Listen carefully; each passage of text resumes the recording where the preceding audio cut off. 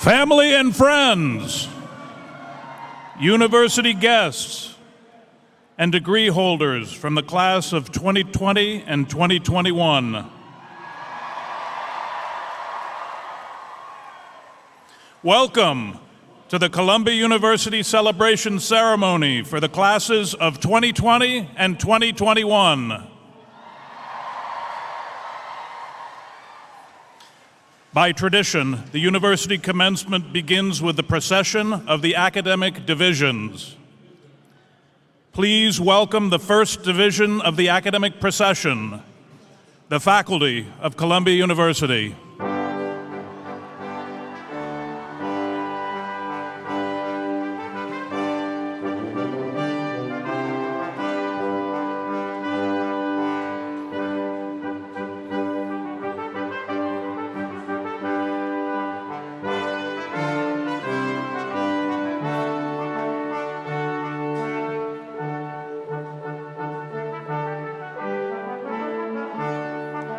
Please welcome the officers of the libraries and the officers of research of the university.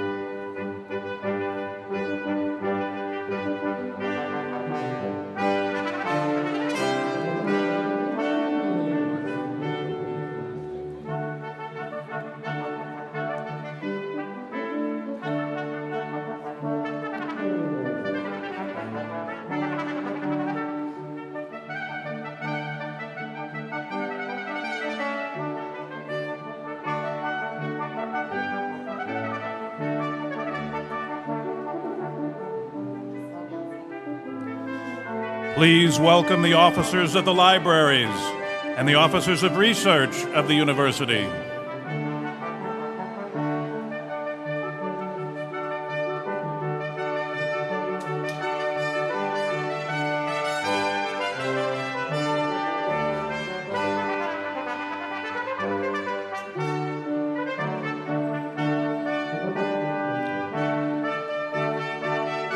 Please welcome administrative officers and officers emeriti of the university.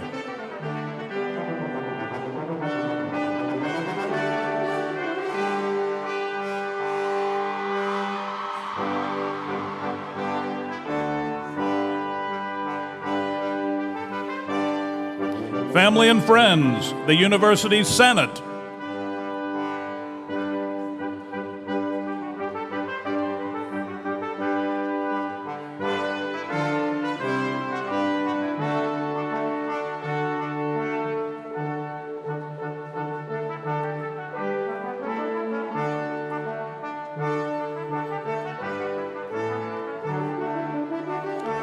Please welcome the presenting deans of the schools and colleges of the university.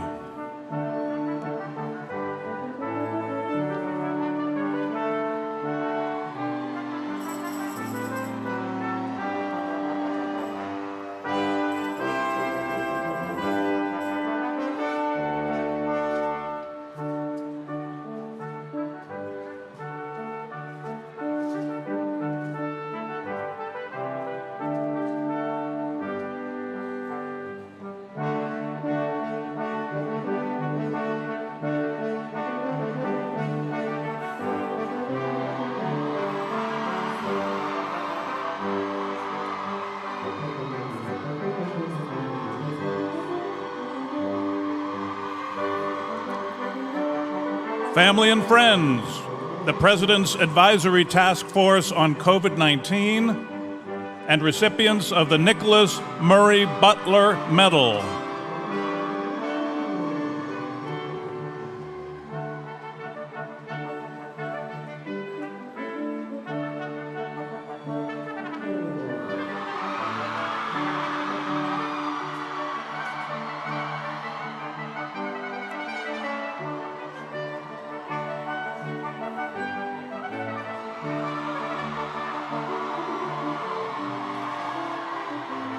Please welcome the 2020 and 2021 recipients of the Presidential Awards for Outstanding Teaching, Faculty Mentoring Awards, and Faculty Service Awards, marshaled by Abdallah Hassan.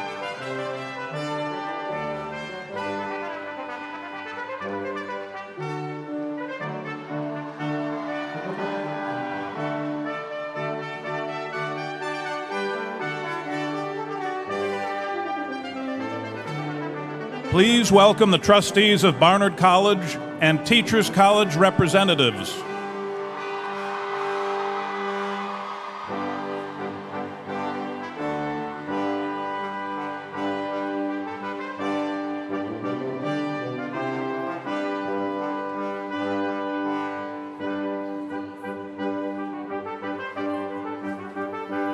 Family and friends, the trustees and trustees emeriti of the university.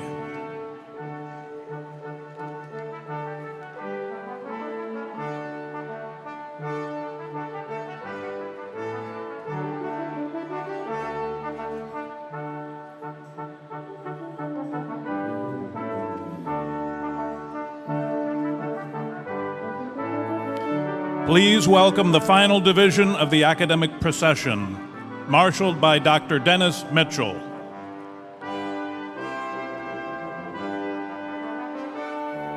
University Chaplain Janelle Davis. Executive Vice President for Arts and Sciences and Dean of the Faculty of Arts and Sciences. Today's ceremony presenter, Amy Hungerford.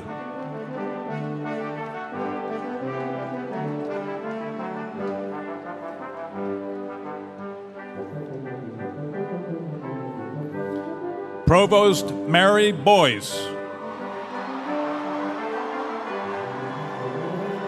Family and friends, the president of the university, Lee C. Bollinger.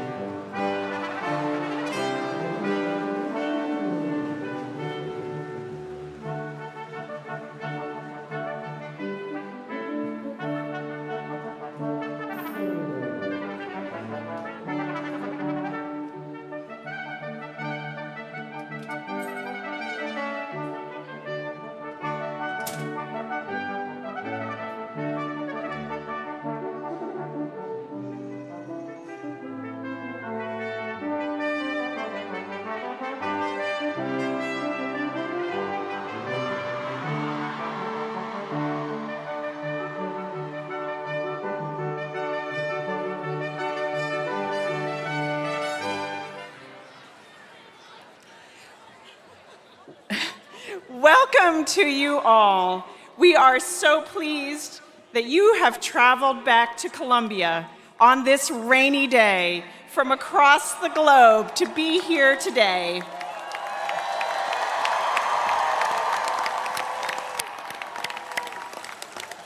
Mr. President, seated before you are the trustees, faculty, the classes of 2020 and 2021, award recipients, and honored guests of the university assembled for the annual commencement exercises. With your permission, Mr. President, the exercises will now begin.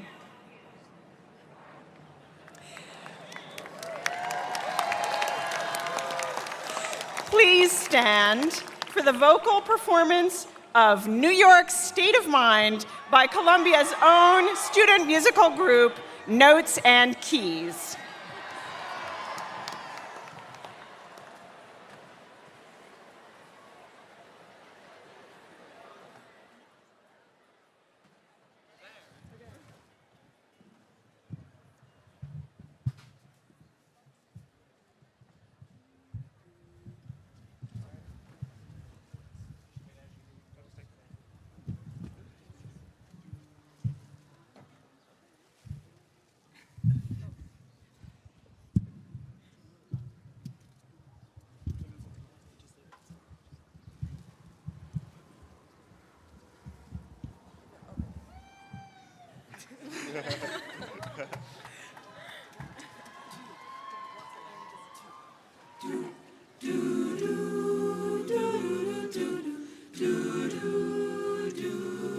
Some folks like to get away, take a holiday from the neighborhood. Hop a flight to Miami Beach or to Hollywood. But I'm taking a Greyhound on the Hudson River line. I'm in a New York state of mind.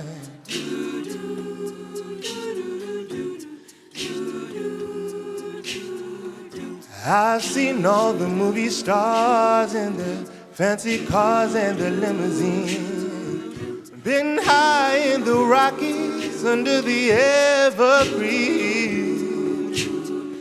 But I know what I'm needing, and I don't want to waste more time. I'm in a New York state of mind.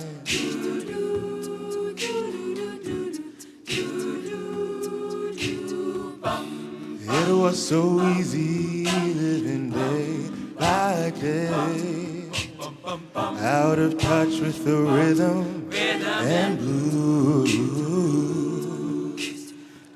But now I need a little give and take. The New York Times, the Daily News. It comes down to reality, and it's fine with me 'cause I let it slide. I don't care if it's Chinatown or on Riverside. I don't have any reason, I left them all behind. I'm in a New York state of mind. I'm in a New York state of mind.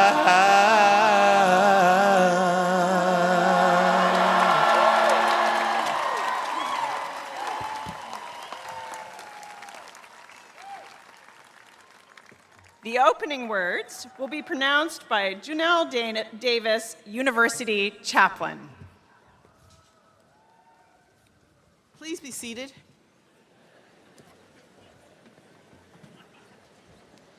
Congratulations, Columbia University 2020 and 2021 graduates. Your Columbia University degree will identify you around the globe as among the best educated individuals in the world.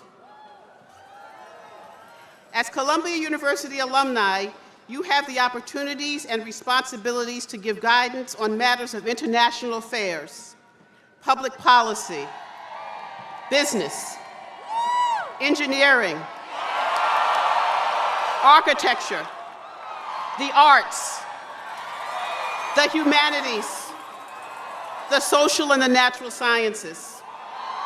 You will give counsel on matters of climate change, environmental sciences, law, data science, communication technologies, finance, economics, social work, education, media, and journalism.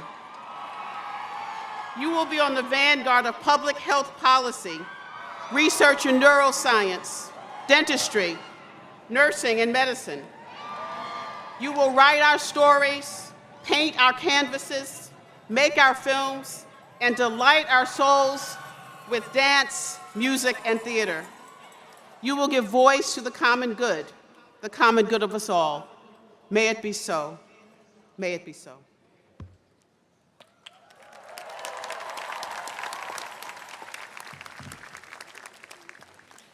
Family and friends in attendance, the President of the University, Lee C. Bollinger.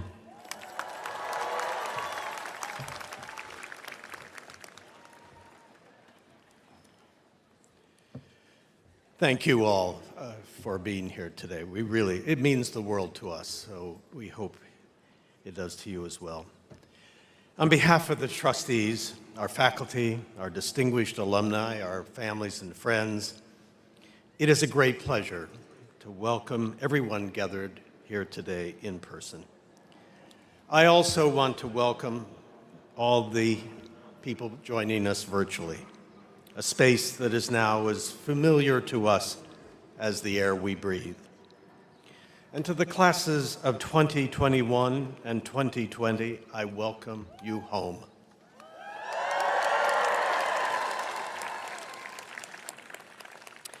No one could ever have imagined that we would celebrate your commencements virtually, but I can assure you, by the power granted to me as your university president, that your graduation ceremonies will stand the test of time and forever be a symbol of the perseverance and fortitude that is your special legacy.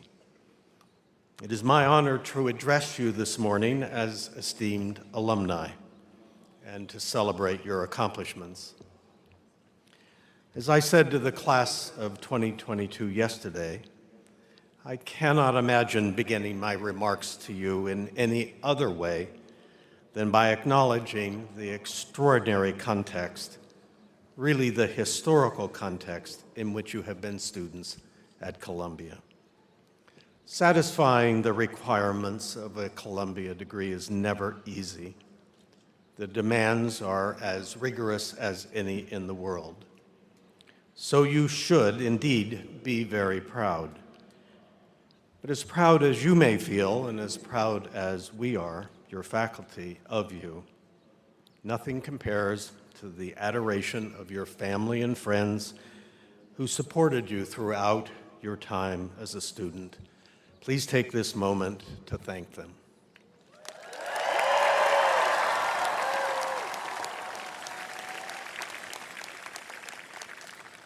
Under ordinary conditions, we justifiably celebrate the sheer labor and talents that have brought you to this point. But your Columbia journey was nothing like anything I have ever witnessed. I can barely begin to touch on the surface of the times.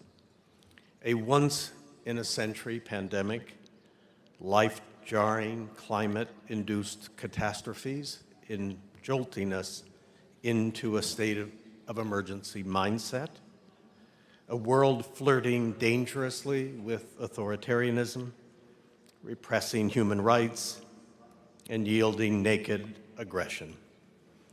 Violent acts of racism that add still another horrible chapter in the struggle of Black Americans to overcome invidious discrimination, made worse by a refusal of many citizens even to acknowledge the historical and ongoing truths of this injustice, and of other innocent groups suffering their injustices. Together, these forces seem biblical in scope and gravity. As I recite these multiple and intersecting plagues of our time, I know each one of us is privately taking stock of how these events, singly or altogether, have affected our own lives and the lives of those close to us. Collectively, we can be sure that many among us have suffered deeply, and not one of us has been untouched. To all of you, therefore, in recognition of the many challenges you have had to endure and to overcome, we say with more conviction and more respect than ever before, congratulations to the classes of 2020 and 2021.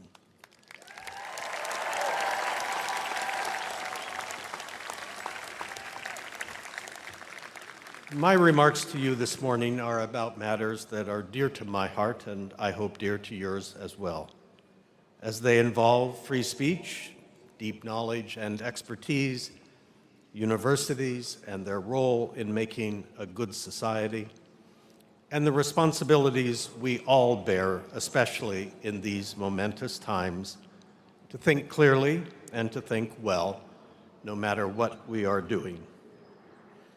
It is common for me on these occasions to speak about the glorious principles of freedom of expression and its offspring of academic freedom. But on this day, what concerns me is a different problem, not of censorship, but instead of an overabundance, an excess, and abuse of freely expressed but deeply misguided speech that threatens a moral, ethical, just, wise, and sane world. I'm concerned about the increasingly pervasive misuse of free speech. Let me start with what is clear to recognize, namely that the modern phenomenon of systematic campaigns of disinformation is spawning and amplifying the very crises I noted at the outset.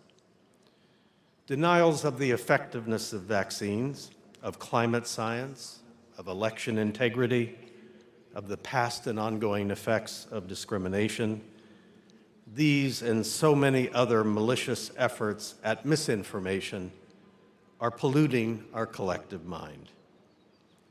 We are all very much aware that the great advancement of our age, the internet, is being used to augment the malign effectiveness of these campaigns, and probably to a degree never encountered before in human societies. Just a few decades ago, a crackpot theory or idea had a lot of hard work ahead in order to break into the general population, where it could use anger and paranoia to take root. Now it happens in seconds. We have, it seems, entered what we might call the age of disinformation. This is no small matter. From a First Amendment standpoint, I can tell you that this poses urgent questions. Over the course of the last century, and especially in the last half-century, we have created the most speech-protective society in the world, indeed in human history. At its core, there is a simple premise. Bad speech, including falsehoods and lies, is better remedied by opportunities for more speech rather than by government intervention. This means effectively that we live in a wilderness of human thoughts and ideas, with the hope that we might become more intellectually self-reliant and capable of tolerance. We know by nature we are not perfect. We know there is a natural human impulse to latch onto beliefs, to group with others who believe similarly, and will provide mutual reinforcement of our rightness, which then manifests itself in a concerted drive to convert or stop those who disagree, thus producing a cycle of escalating intolerance. We are not born believing in the First Amendment. Indeed, openness of mind is counterintuitive. It must be learned both in principle and in lived experience. And our worst impulses that we constantly have to live with mean it will always be in jeopardy, which is why we had to create a hard-to-change constitutional freedom and then to take it to an extreme as a lesson in life in tolerance. But the profound question before us today is, does this premise, does all of this still hold true? Like any fundamental principle, however, the First Amendment is far more complex than this little précis presents. And we have allowed it to adjust to new circumstances in the past.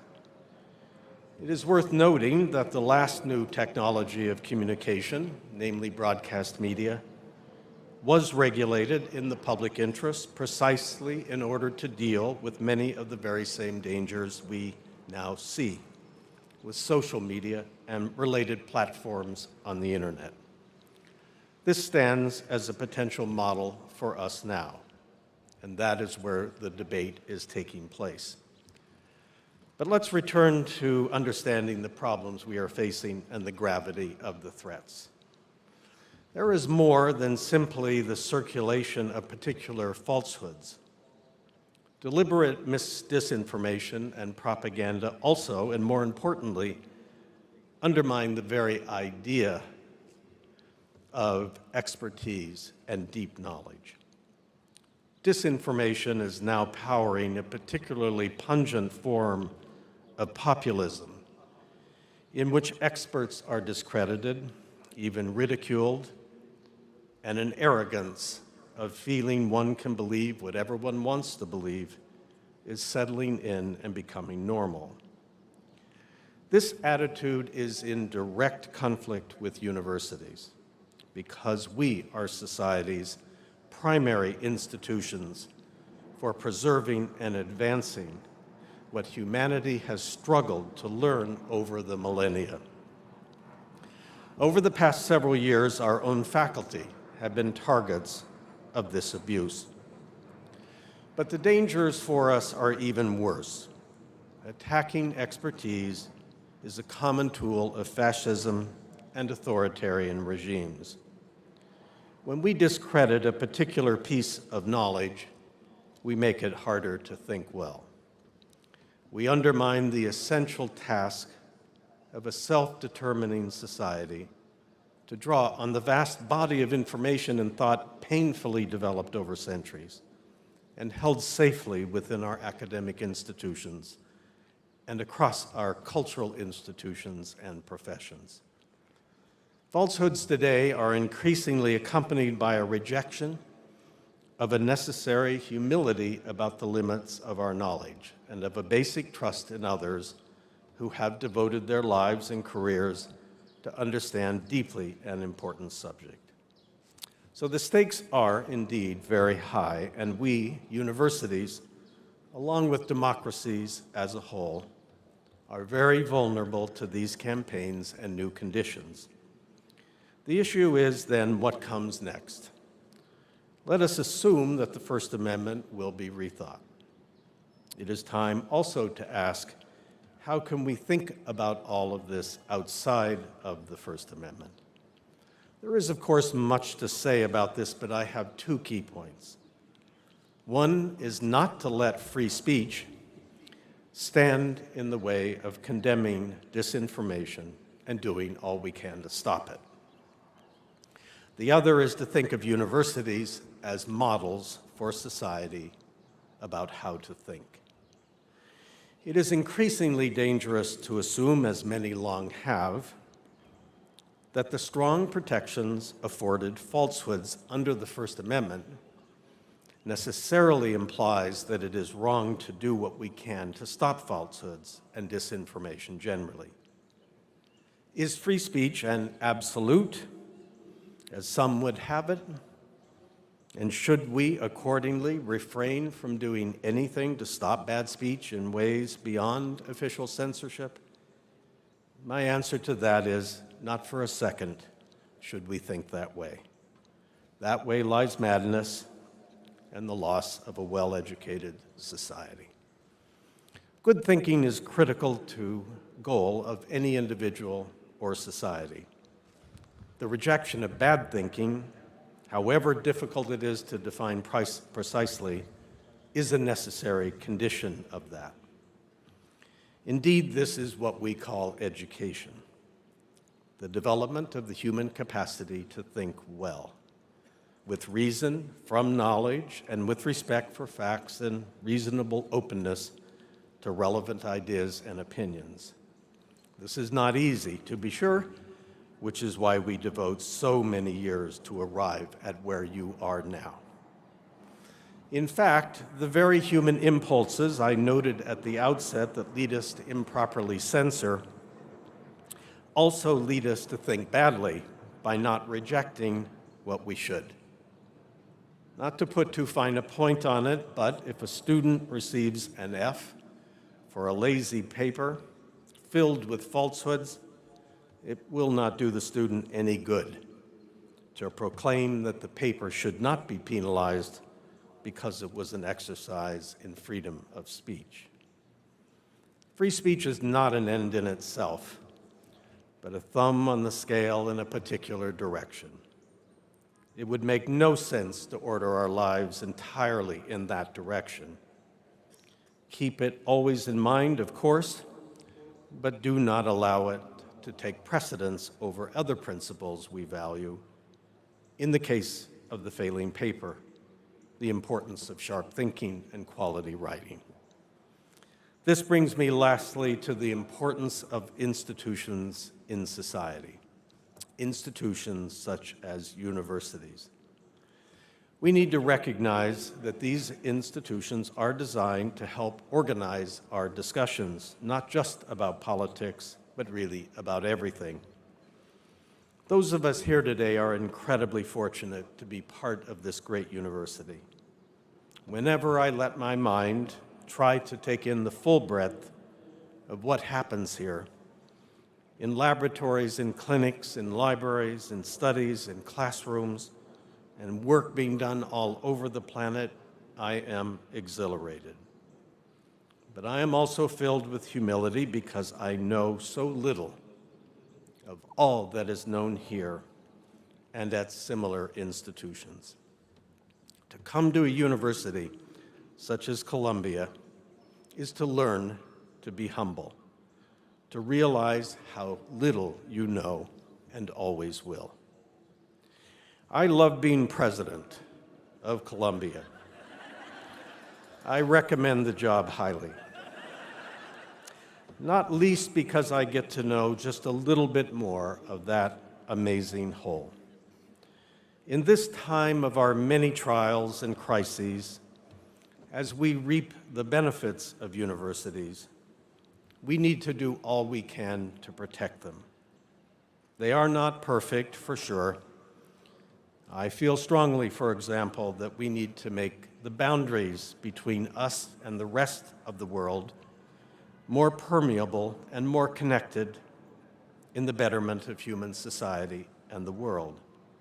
This mission, which I call the fourth purpose of the university, in addition to teaching and research and service, might help people more broadly feel more respectful of what we have to offer.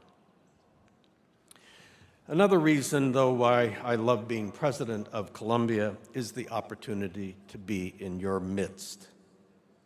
As students in our classrooms and laboratories, you are what makes academic life worth living. We may be daunted by this troubled moment in history, but I am certainly convinced to the core of my being that every one of you, in your own way, is helping to solve these problems and to heal the world.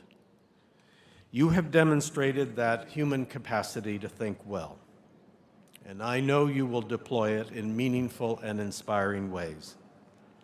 Most of all, you have the proper degree of humility that a truly great education instills. And finally, let me say to all of you here and to your classmates who could not be here, I will forever remember being in this role while you were here. We thought about you daily throughout the crisis we endured together. We felt the deep sense of concern and responsibility for you, and I am profoundly happy to be with you now and for aye. Congratulations, classes of 2020 and 2021.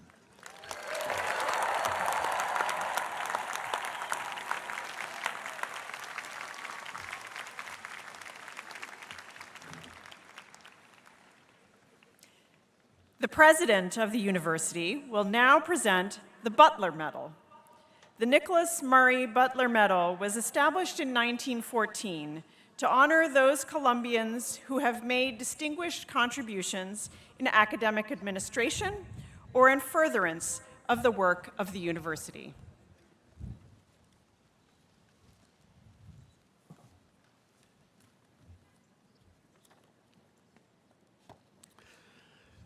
The President's Advisory Task Force on COVID-19 was implemented to help guide the university through one of the most critical and dangerous periods in its 268-year history. The group was charged with ensuring the health and safety of our campus community, maintaining financial stability in unprecedented times, and providing facilities equipped to manage the threat of COVID-19.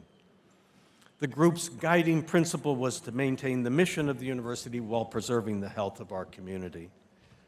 These colleagues worked and continue to work tirelessly with humility and steadfast commitment in support of Columbia's faculty, staff, and students, with genuine gratitude for the extraordinary ways in which the President's Advisory Task Force on COVID-19 served the university community throughout this unprecedented period in our history.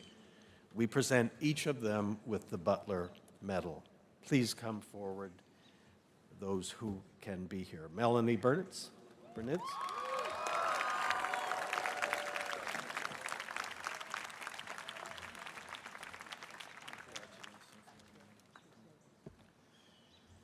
Jane Booth, we're awarding in absentia. Mary Boyce.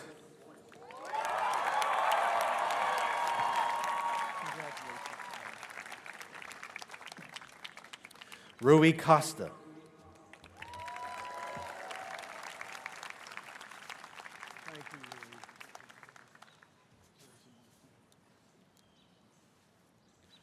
Troy Eggers.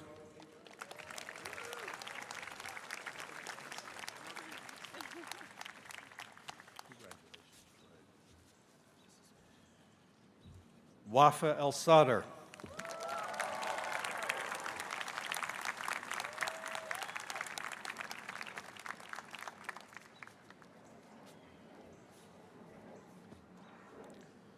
Linda Freed.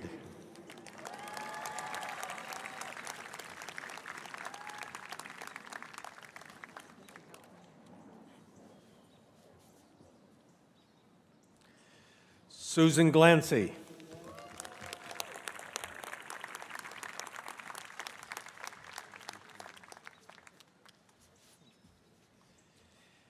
David Greenberg.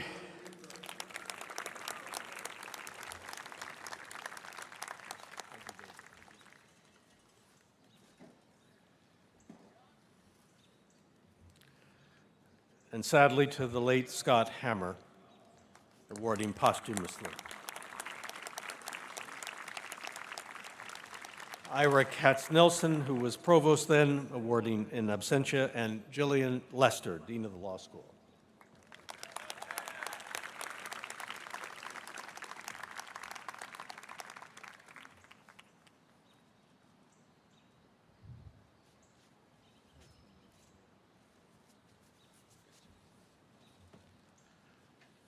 Donna Lynn.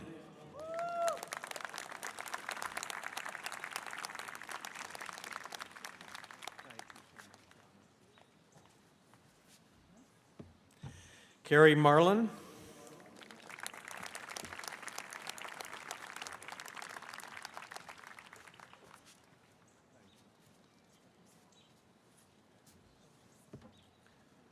Shayla Murray, awarding in absentia. Justin Perlman.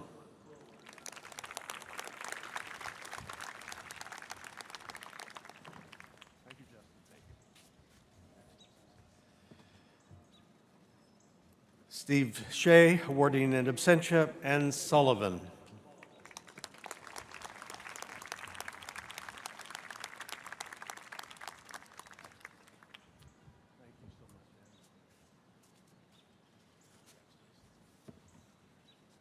Ann Thornton.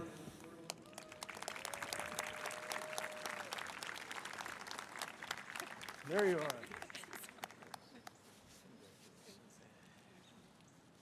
And Jeanette Wing, awarding in absentia. These people worked every single day, every week, every weekend. Oh, Jerry Rosberg.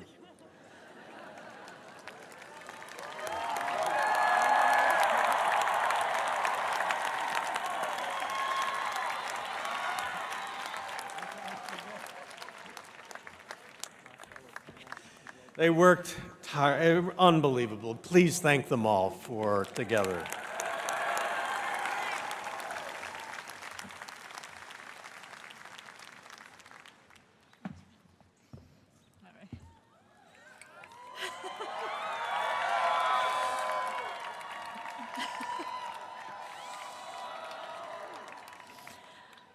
The president of the university will now acknowledge the awards for outstanding teaching from the 2020 and 2021 academic years. Please hold your applause until each recipient has been recognized.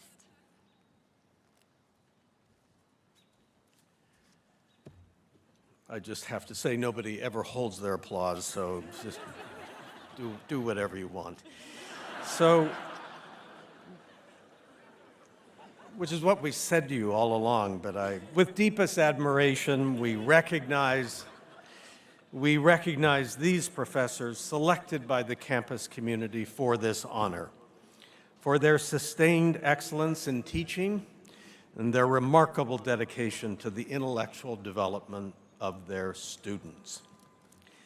For the 2020 Faculty Award recipients, Ray Hornton, Jean Howard, Bert Wong, Stacy Canirons, Paolo Maria Valenti. Please stand.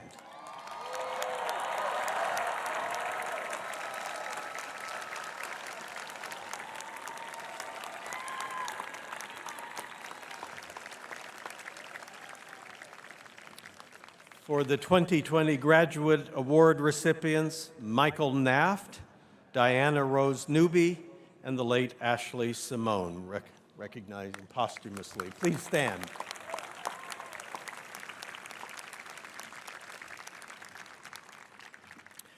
For the 2021 Faculty Award recipients, Denise Cruz, Jeremy Dodd, Jasmine A. McDonald, Timothy Mitchell, and Catherine Ruther. Please stand.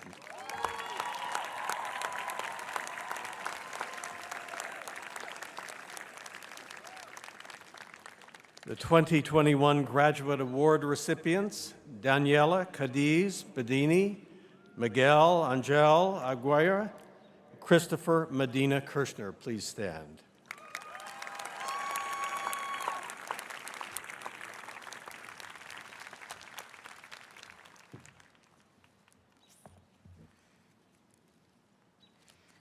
The president of the university will now present the Faculty Mentoring Awards. The professors will stand as their names are announced, and please hold your applause until all recipients have been announced.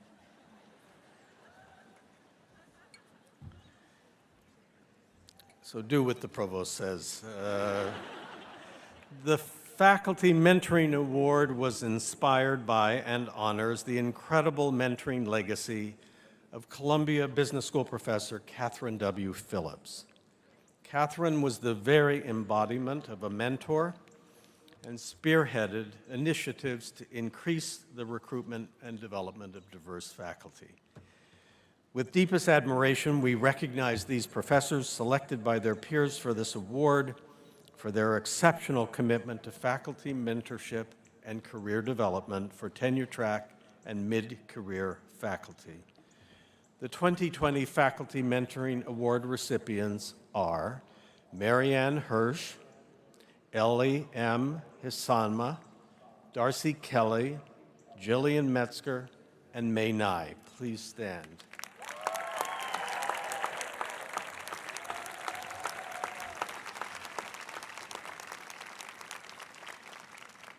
The 2021 Faculty Mentoring Award recipients are Rachel Adams, Nabila L. Bassel, and Paige Fortna. Please stand.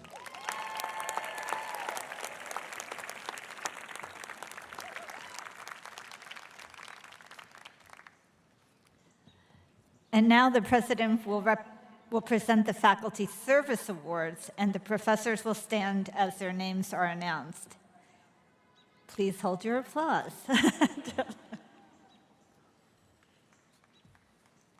The Faculty Service Award was introduced in 2021 to recognize full-time faculty whose extraordinary and creative voluntary service have contributed significantly to the university's diversity, equity, and inclusion efforts. With deepest admiration, we recognize these professors selected by their peers for this award. The 2021 Faculty Service Award recipients are Marcel Aguares, Casey Blake, Geraldine Downey, Christine Duarte, Jean Howard, and Jamal Joseph. Please stand.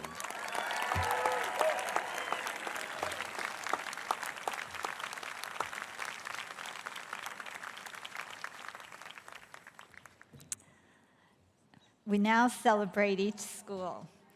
It's my pleasure to introduce the university deans and affiliate presidents. Mr. President, I present James J. Valentini, Dean of Columbia College.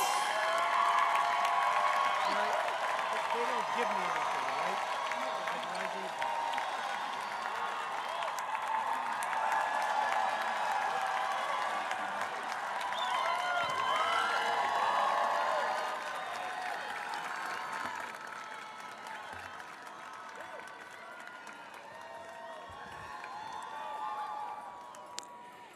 Mr. President, the alumni of Columbia College here today were formerly candidates for the Bachelor of Arts degree in the Columbia College classes of 2020 and 2021.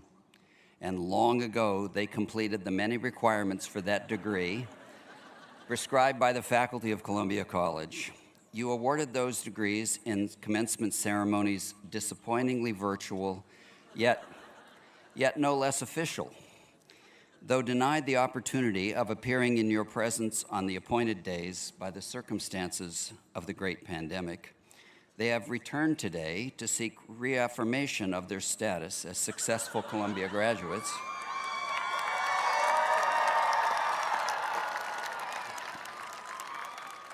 and to secure the confirmation that their diplomas are genuine. Though their postgraduate lives have taken them all over the world, they have remained connected to alma mater in all ways possible. In just a short time, they have brought honor to Columbia through their contributions to our world. Mr. President, in regard for them, I know that once again you will grant them the favor of your approval, which they so enthusiastically and gratefully seek.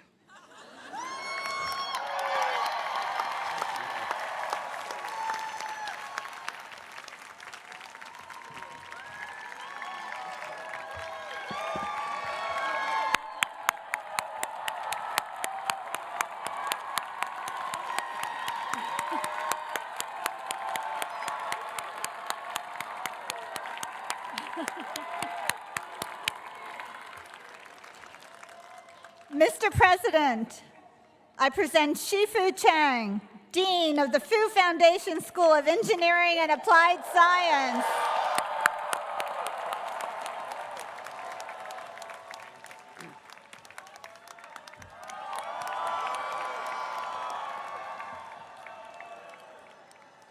Mr. President, please join me in welcoming the most amazing alumni of the Fu Foundation School of Engineering and Applied Science from the class of 2020 and 2021. Our Bachelor of Science, Master of Science, and PhD degree holders here today are using their skills in engineering, science, technology to transcend disciplines and transform lives. During the pandemic, our graduates have been resilient, creative, and endlessly inspiring. They brought the art of engineering, human-centered design, ethical AI to medicine, healthcare, energy, business, communication, media, government, research, as well as entrepreneurship. Today, they are seeing the need to bridge the digital divide to make sure the technology breakthroughs are for everyone and are used by everyone. These deep thinkers and problem solvers are working to engineer a better future.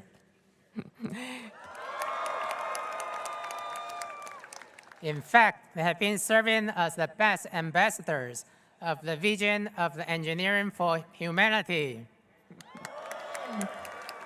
And the fourth purpose of the university you have just mentioned. Columbia engineers, today we celebrate your achievement and your commitment. You have made us all proud, and we look forward to seeing all that you accomplish in the years to come. Congratulations, and we'll see you later in the celebration later today.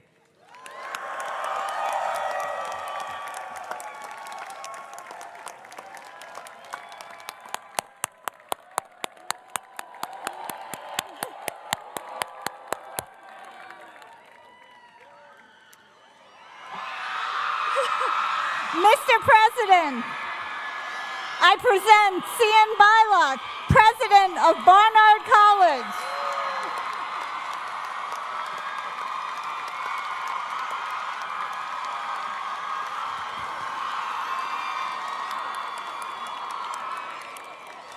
Mr. President, please join me in welcoming the extraordinarily brilliant, endlessly conscientious, highly motivated, and markedly talented Barnard College alumni from the classes of 20 and 21.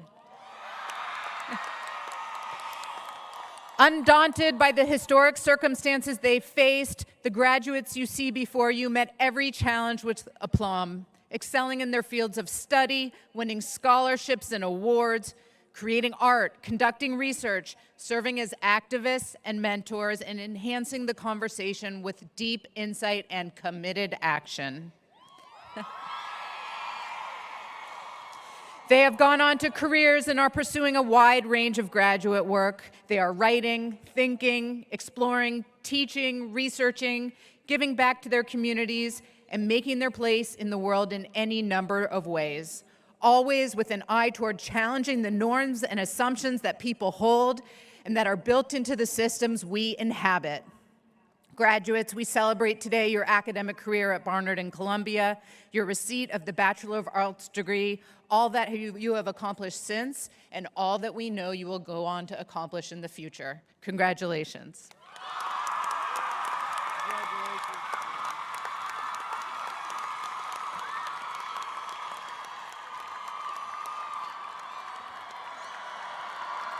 Mr. President, I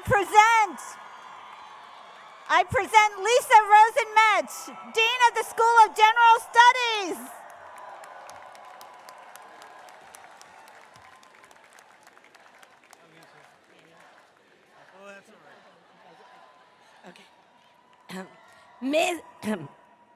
Mr. President, it is an honor to present to you the extraordinary, highly accomplished alumni of the Columbia University School of General Studies classes of 20 and 21. We are so proud that Columbia GS classes of 20 and 21 are comprised of 224 veterans of the U.S. Armed Services, two of the largest cohorts ever to graduate at any Ivy League university since World War II. Holding their wise owls, our GSers are simply amazing, with backgrounds in ballet and then to biophysics, going from the Marines to mathematics, being a chef to then becoming a creative writer, starting at Sciences Po and then going to sociology, acting to studying African American studies, hospitality to human rights, and from community college to the core curriculum. We have students graduating from our innovative dual degree programs, parents and caregivers, and alum who have excelled in the face of adversity, many of them the first in their families to go to college. Our GS students follow the untraditional path, complement life experience with intellectual abilities, and make Columbia truly unique and the Columbia undergraduate classroom like no other. Mr. President, these recent graduates have completed the requirements as prescribed by the faculty for the degree of Bachelor of Arts. As the first alumna dean of this exceptional school, please join me in celebrating their academic careers at Columbia and all that they have accomplished since. Thank you.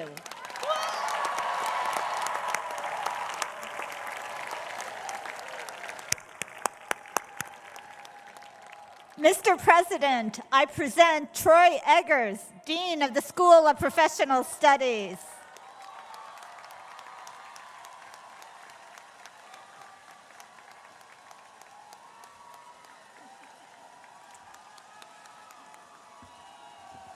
Mr. President, please join me in welcoming the Columbia University School of Professional Studies alumni from the classes of 2020 and 2021.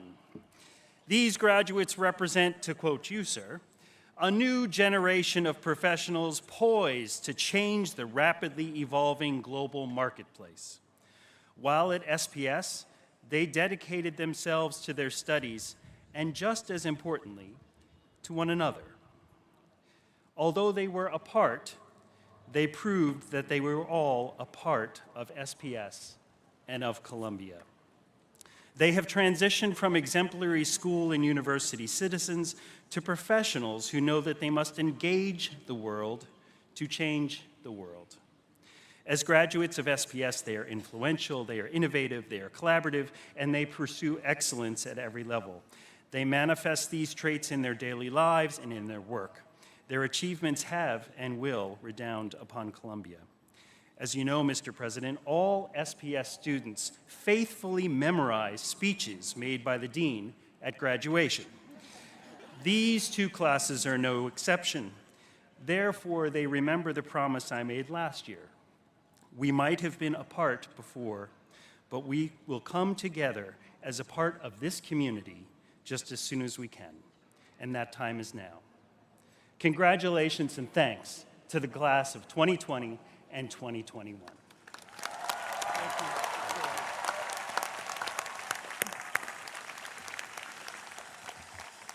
Mr. President, I present Carol Becker, Dean of the School of the Arts.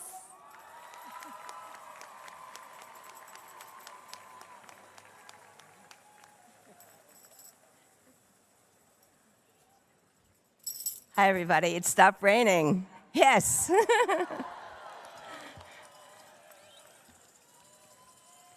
To our School of the Arts alumni, it is so great to have you back. Those of you who graduated in 2020 and 2021, I speak for the faculty, the entire faculty, when I say you are among the bravest and most determined artists we have known. Everything in the arts shut down, but you made work. Everything was shut down, but you went deeper, wider, and more daring in that work. For some of you, it was the best work you've ever done, and then you offered it to us, to the whole world, as a gift. And those films, books, art, and virtual theatrical productions kept our spirits alive during the loneliest of times. Artists need each other, but they also need audiences. Miraculously, under the most adverse conditions, you found a way to have both. Today we celebrate your ingenuity, incredible generosity, and your resilience. And resistance, always resistance. I say to you, well done. We are very proud. Congratulations.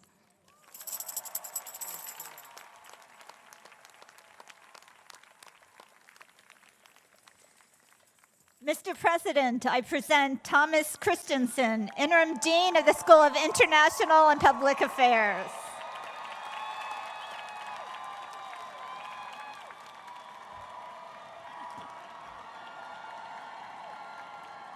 Mr. President, please join me in welcoming the School of International and Public Affairs alumni from the classes of 2020 and 2021.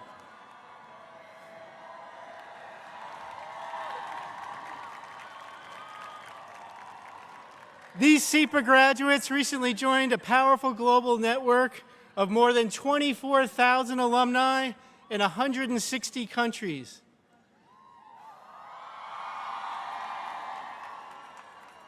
Our alumni are accomplished leaders, problem solvers, and practitioners in governments, the private sector, and nonprofit and multilateral organizations.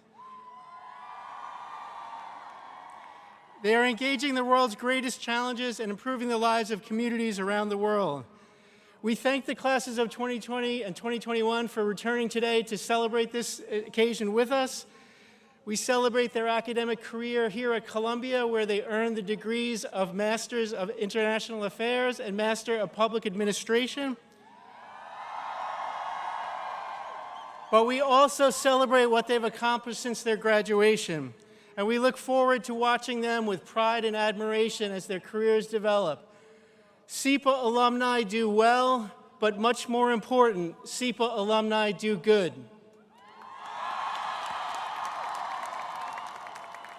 Mr. President, please join me in saluting SEPA's class of 2020 and 2021.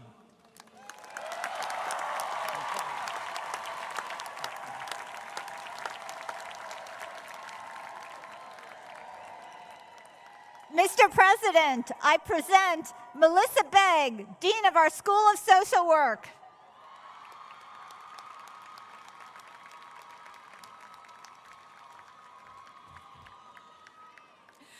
Mr. President, please join me in welcoming back the remarkably resilient Columbia School of Social Work alums from the classes of 2020 and 2021. They are advocates, agitators, and activists working shoulder to shoulder with the most vulnerable and marginalized among us. These champions of social justice and racial justice have a vision for the future in which equity and human dignity are paramount, and they stand ready to make that vision a reality. Graduates, we celebrate your outstanding careers at Columbia and your receipt of the degree of Master of Science. The world has never needed you more. Well done.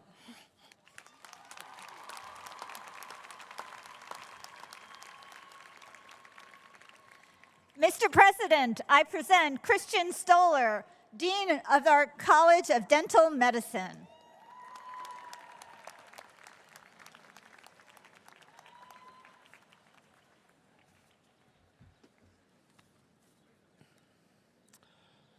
Mr. President, please join me in welcoming the Dental of Medicine alumni from the graduating classes of 2020 and 2021. These are special people. They were trained at the height of the pandemic wave, helping us to keep patients with dental pain and threatening swelling out of the crowded emergency rooms. The faculty and administration of the College of Dental Medicine is indebted to them for their courageousness and willingness to give it all. They made us proud. Mr. President, they walked the walk.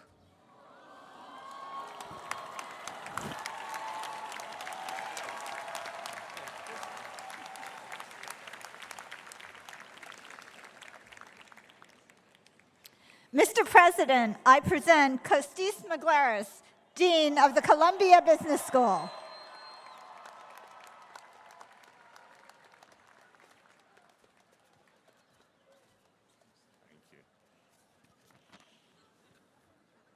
Mr. President, join me in welcoming Columbia Business School alumni from classes 2020 and 2021.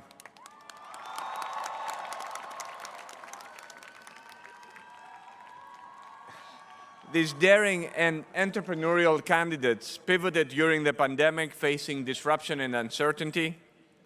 And in the face of it all, they took on some risk, they levered up, and made up the best out of a totally puzzling and fluid situation.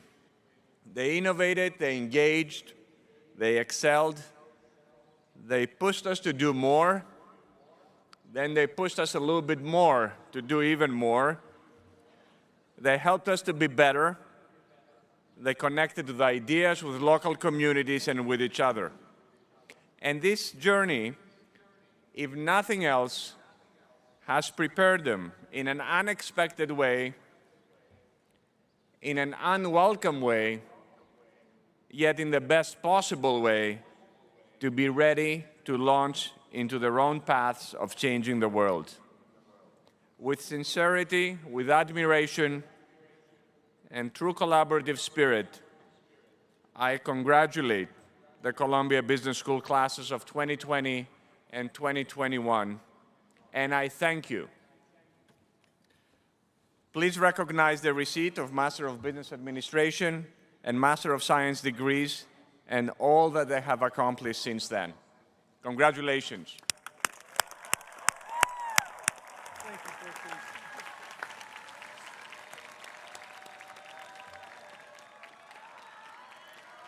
Mr. President, I present Stephen Cole, Dean of the Graduate School of Journalism.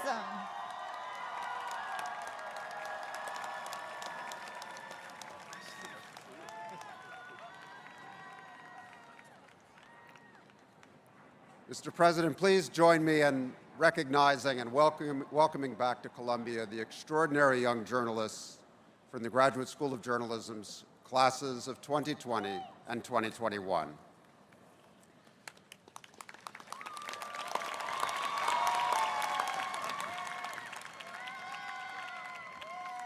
The most important subject we teach at the journalism school is reporting, interviewing, document collection, and above all, field work. Every journalist knows that to get underneath the surface of a story, you have to get off email, shut down Twitter, and go out to the scene to witness events with your own eyes and ears and meet people where they are. The class of 2020 had its field work shut down abruptly 2 months before deadline. And although we taught the class of 2021 largely in person, they had to work outdoors a lot of the time, right through the winter. And they had to produce detailed safety plans every time they crossed the Hudson River. It was an education for all of us.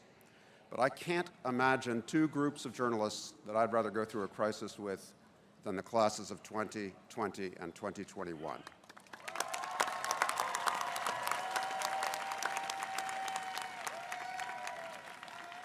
They dug deep and they did what journalists do when the world goes haywire. They went to work. They produced extraordinary coverage of the pandemic in New York and beyond while keeping the people they reported on safe. I speak for all of the J School faculty when I say you have our deepest gratitude and respect.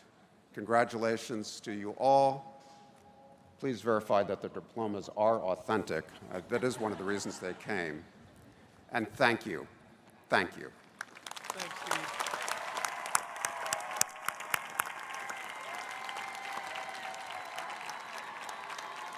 Okay. Mr. President, I present Thomas Bailey, President of Teachers College.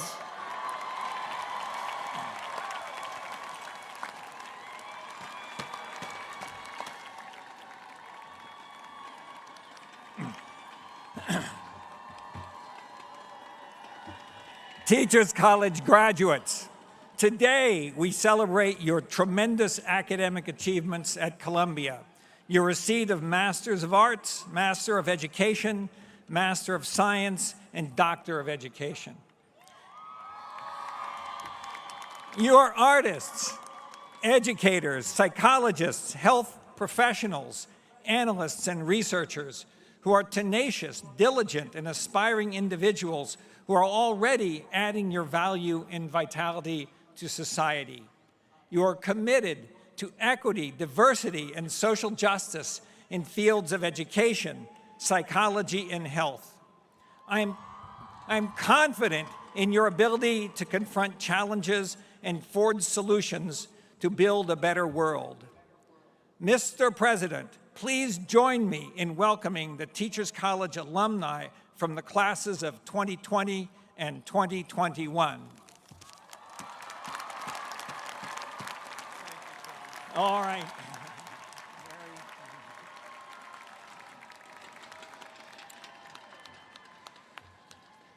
Mr. President, I present Wei-Ping Wu, Interim Dean of our Graduate School of Architecture, Preservation, and Planning.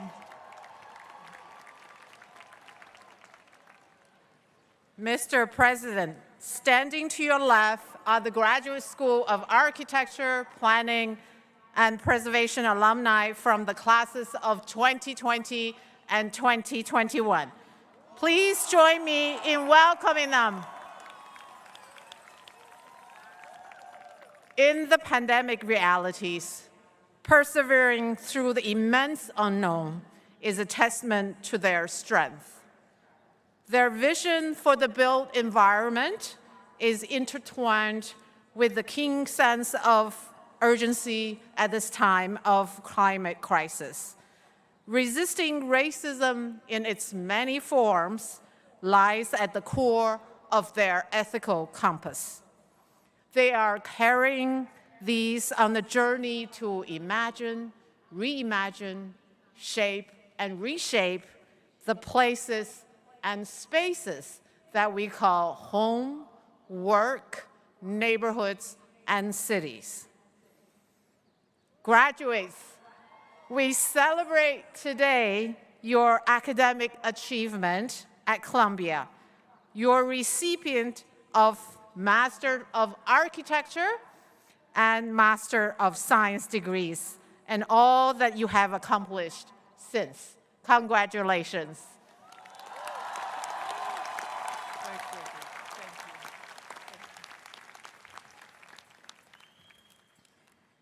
Mr. President, I present Jillian Lester, Dean of Columbia Law School.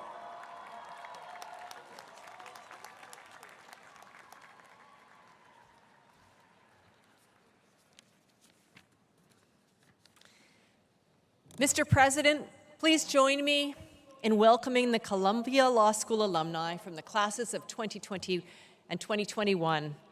They have already gone into the world as lawyers, using the knowledge and skills they learned during their time here at Columbia. Skills such as how to turn their cameras on and unmute their microphones. The character of these graduates was forged in a crucible of upheaval and change. Their professional paths were launched on a foundation of determination, resourcefulness, humanity, and hope. The result is a generation of Columbia lawyers like none other. Already brilliant advocates who find no challenge too great, leaders among their peers, agents of change, and defenders of justice. Mr. President, please recognize these remarkable graduates and their proud receipt of Juris Doctor, Master of Laws, and Doctor of Science of Laws degrees.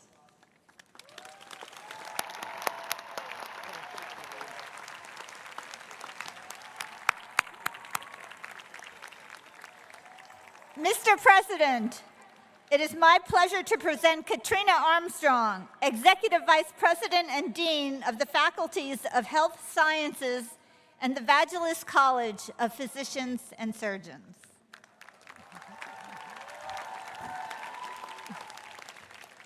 Mr. President, before you stand the brilliant, empathetic, fearless, and now slightly damp Vagelos College of Physicians and Surgeons class of 2020 and class of 2021. These alumni now join the extraordinary tradition of the thousands of graduates who have stood here before them. Today, we celebrate the degrees they have so rightfully earned: Doctor of Medicine, Doctor of Physical Therapy, Doctor of Occupational Therapy, Master of Science, Master of Nutrition, and Master of Genetic Counseling, granted for the first time last year. Mr. President, these remarkable graduates completed their education during an unprecedented global pandemic, an experience that crystallized their fortitude, compassion, and unwavering dedication to advancing justice and equity in health and healthcare. They are stewards of our so long-awaited transformation of American healthcare, in a transformation that will engage with patients and communities to heal the generational inequities so that each person each family, no matter their circumstances or background, can achieve the health and healthcare they so rightfully deserve. Mr. President, please join me in congratulating this extraordinary class of graduates. They are our future, and that future could not be brighter.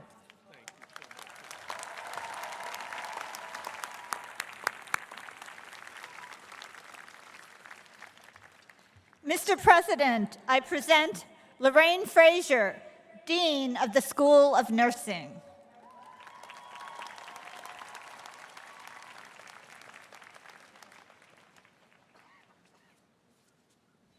Mr. President, please join me in welcoming the School of Nursing alumni from the class of 2020 and the class of 2021.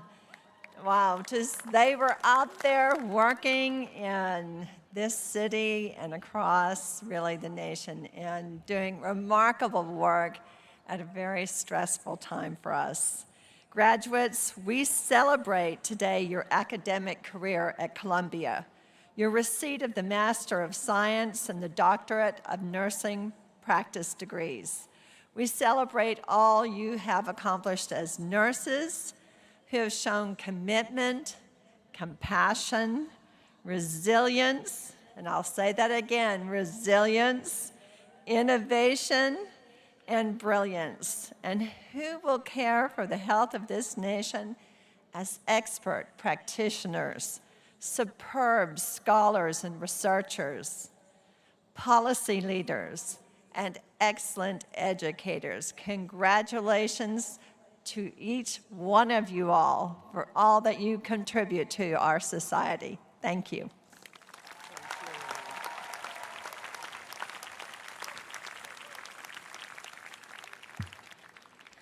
Mr. President, I present Linda Freed, Dean of the Mailman School of Public Health.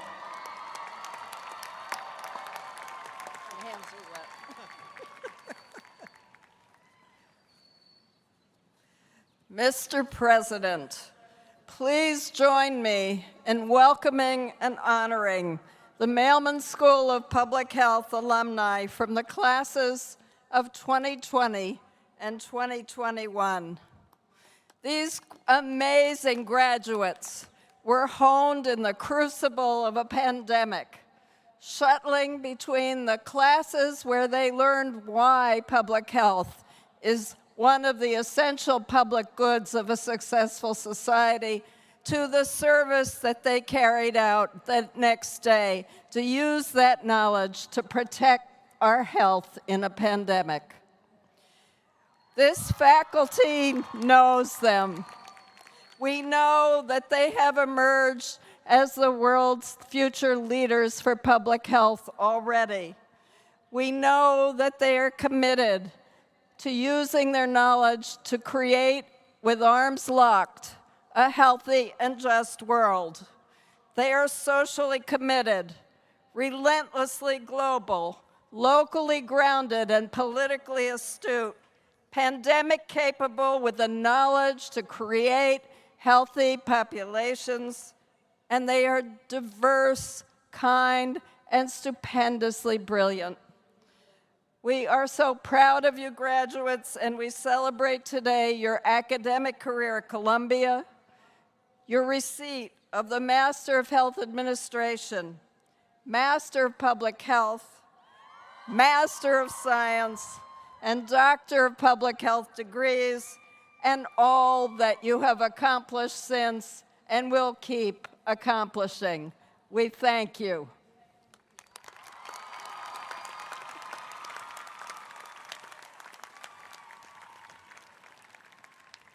Mr. President, I present Carlos Alonso, Dean of the Graduate School of Arts and Sciences.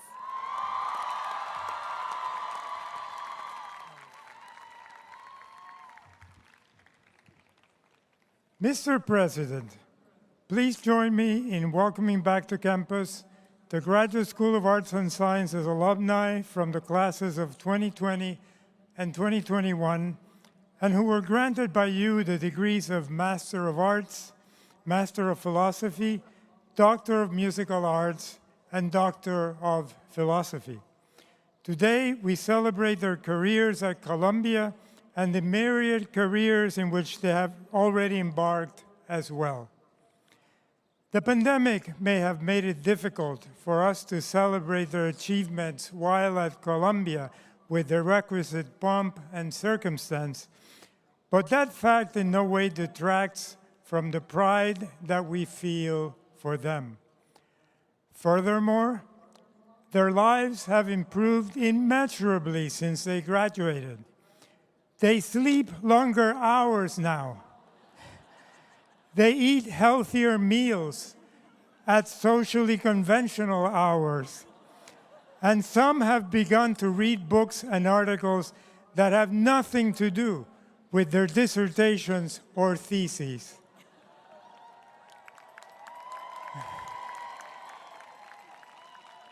The countdown for a future crop of Nobels, MacArthurs, Pulitzers, Bancrofts, and Fields medals has begun. To you, our cherished alumni, we're very happy to be able to congratulate you in person for your accomplishments of a Columbia experience that, although transformed by the pandemic, will doubtless prove to be as transformative and significant for you as a Columbia education always aspires to be. Congratulations.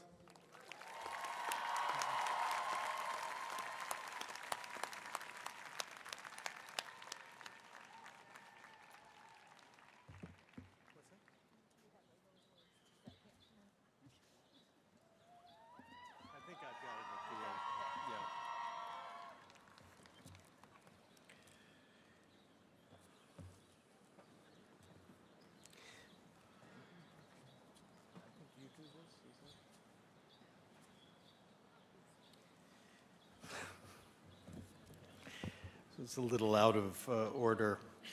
It is now time to recognize you collectively. So graduates of the classes of 2020 and 2021, please stand, and on behalf of Columbia University, thank you very much and congratulations.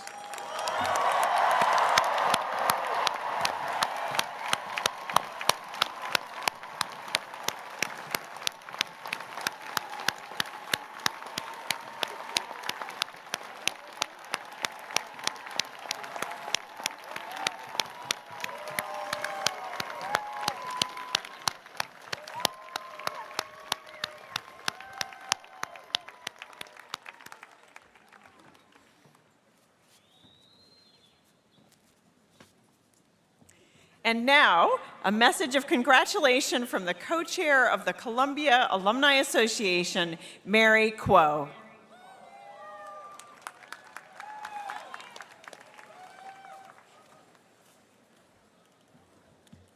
Good morning. Mr. President, please join me in welcoming the alumni from the classes of 2020 and 2021 to the Columbia Alumni Association, Columbia's worldwide community of nearly 375,000 amazing graduates, a group that you are all a part of.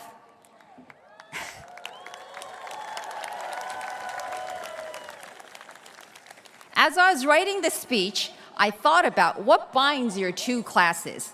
We've all learned, especially during the 2+ years, to be grateful for the smaller things in life. But in this case, let's celebrate the larger things in life, with the larger things in life being you sitting here next to your friends and family instead of staring at a small box on a computer screen in your pajamas.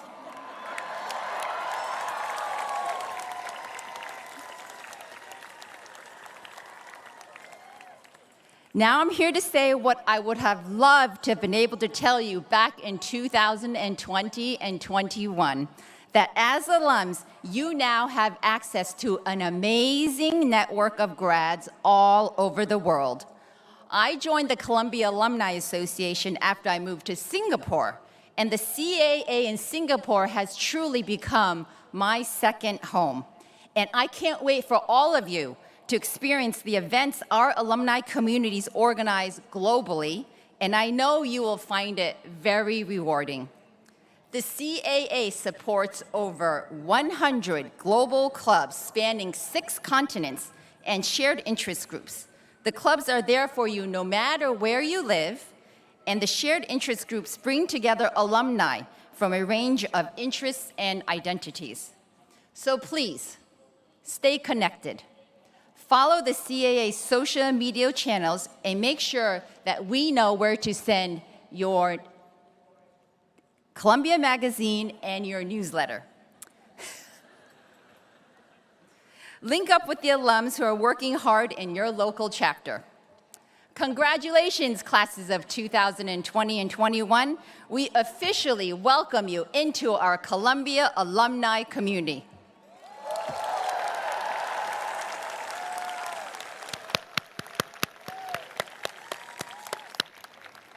Now I'm pleased to welcome Tom Kitt, Columbia College class of 1996, and Brandon Victor Dixon, Columbia College class of 2007, with a special in-person premiere of Columbia's newest song.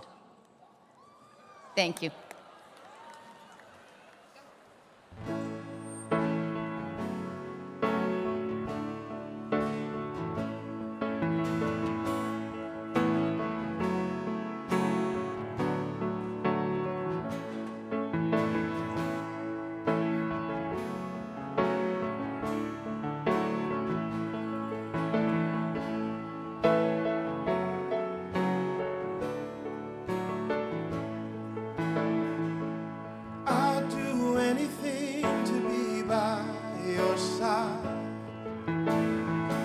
Travel the world, both far and wide.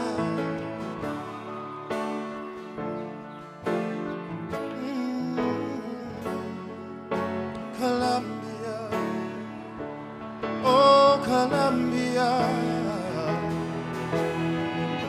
But now the skies are the brightest blue, and voices echo down the avenue.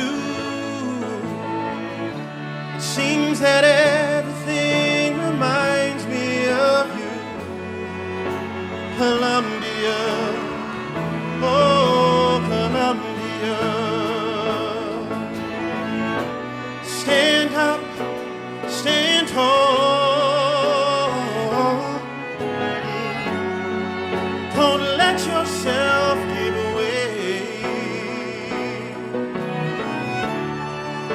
Tomorrow's still the future. Today is still today. From low steps to the campus store, we feel your spirit in our very core. So roar you lions, roar, Columbia, oh Columbia. Stand up, stand proud. The day has just begun. Though we can't always sing together, we can still sing as one.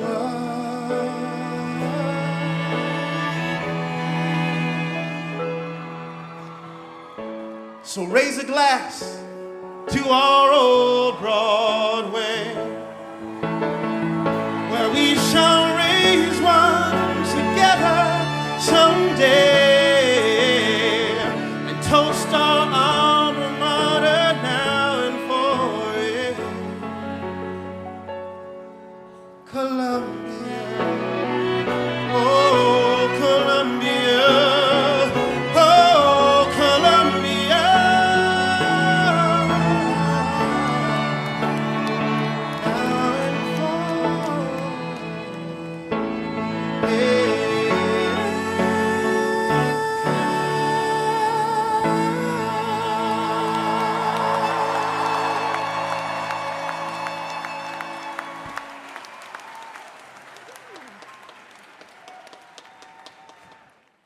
was absolutely magnificent. We have a new song. Continue to return to Columbia often to refresh your learning and to renew your spirit. Godspeed.